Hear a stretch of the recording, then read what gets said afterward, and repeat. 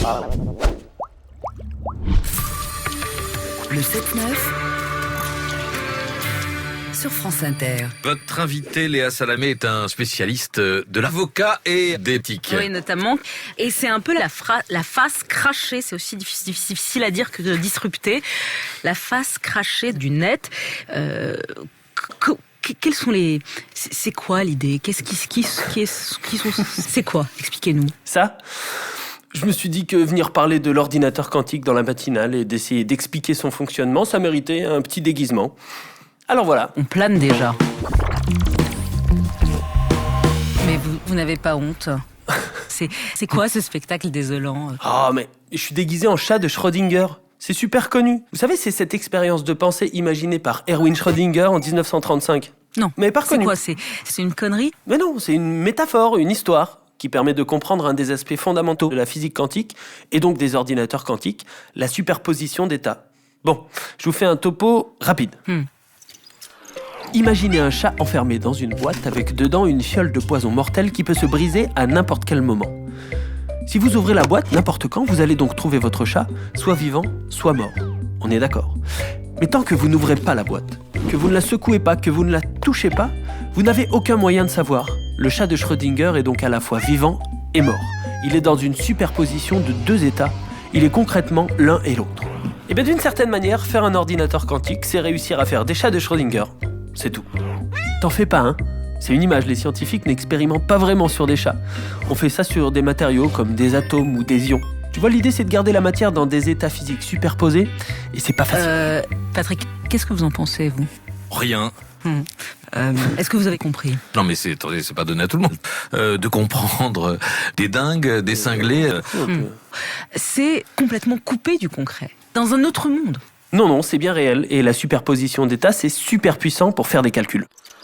Jusqu'ici, et encore aujourd'hui, les ordinateurs traitent et stockent l'information, quelle qu'elle soit, sous forme binaire. Des 0 et des 1. Vous savez, ce sont ces fameux bits. Kilobits, mégabits, gigabits, tout ça vous connaissez. Le bit, c'est la brique de base dans un ordinateur. Mais dans un ordinateur quantique, tout change. Comme le chat de Schrödinger dans sa boîte, les bits de l'ordinateur quantique peuvent être dans des états superposés. Ils ne sont plus soit 0, soit 1, mais peuvent être à la fois 0 et 1. On parle de qubits. C'est bon, vous suivez ? Patrick, ça va ? Non. Et vous, Léa, ça va mieux ? Êtes-vous Q ? Non, qubits, Léa. Les qubits. Enfin bon, pour être honnête avec vous, moi aussi, je comprends, mais un peu. Mon cerveau est dans un état quantique. Je comprends et je comprends pas. Un peu comme si, vous voyez, on avait... Là, on se rend compte qu'il y a une dichotomie. Mais oui, mais c'est ça. C'est cette double valeur, cette dualité du qubit qui est magnifique et qui rend ces ordis si prometteurs et si puissants. Le fait que le qubit puisse être à la fois 0 ou 1 permet de décupler l'information contenue dans les qubits par rapport aux bits classiques. Prenons par exemple 4 bits classiques. Selon qu'ils valent chacun 0 ou 1, ils peuvent être dans 16 configurations différentes. Et pour les utiliser, vous devez en choisir une. Avec 4 qubits, pas la peine de choisir. Ils peuvent être dans toutes ces configurations à la fois. Vous pouvez explorer tous les résultats de toutes les opérations en même temps. Et cette différence augmente à chaque qubit que vous ajoutez. 20 qubits peuvent en théorie remplacer plus d'1 million de bits classiques.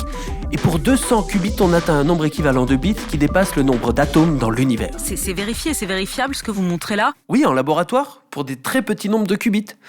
Mais de grandes organisations comme IBM, Google, Microsoft ou la NASA travaillent aujourd'hui sur des supercalculateurs quantiques, c'est-à-dire des systèmes restants quantiques avec un nombre très grand de qubits disponibles. Mais une question, une seule. Oui. Pourquoi Ah non, encore cette histoire de déguisement ? Pourquoi avoir choisi ça ? Parce que vous pensez qu'on est plus touché, vous touchez plus de monde si vous parlez en passant par l'enfance ? Mais non, mais ce chat de Schrödinger, il est vraiment central pour comprendre. Vraiment. Parce que le jour où on arrivera à en créer un véritablement, pas un chat, hein, mais qu'on aura réussi à faire se maintenir beaucoup de matière, beaucoup d'atomes dans un état quantique, on aura gagné. Et on en est loin du chat. Le vrai problème consiste à isoler parfaitement les qubits du monde extérieur. Comme quand on ouvre la boîte et qu'on constate que le chat de Schrödinger est mort ou vivant, quand on perturbe des qubits, leur superposition d'état disparaît. Et plus on ajoute de qubits, plus ça devient difficile. Certains constructeurs, par exemple, refroidissent au maximum le système pour se rapprocher du zéro absolu, c'est-à-dire la température la plus basse qui puisse exister, moins 273 degrés Celsius. En gros, faire des ordinateurs quantiques aujourd'hui consiste à créer des chats de plus en plus gros et morts-vivants le plus longtemps possible. Sur l'efficacité, est-ce que c'est efficace ? Comme je vous le disais, tout ça est encore très expérimental. Oui. Mais à terme, on pourrait par exemple utiliser ces ordinateurs en météorologie ou en physique pour Très réaliser bien. des calculs extrêmement complexes. Ils pourraient aussi nous aider à faire circuler des flottes de voitures autonomes, à optimiser un réseau de transport en commun ou à crypter ou décrypter des informations. Bref, c'est super puissant. Merci d'avoir été avec nous. Merci. Mais Patrick Cohen n'est pas content. Merci à Très vous grave. Léa Salamé, il est 8h moins 2. Qu'est-ce qui... Je dis Non, j'y vais. Hein. des conneries. C'est ça, exactement. Hein. J'ai déconné, j'ai dérivé. Je Oui. suis triste. Limite molle. Ça vous attriste?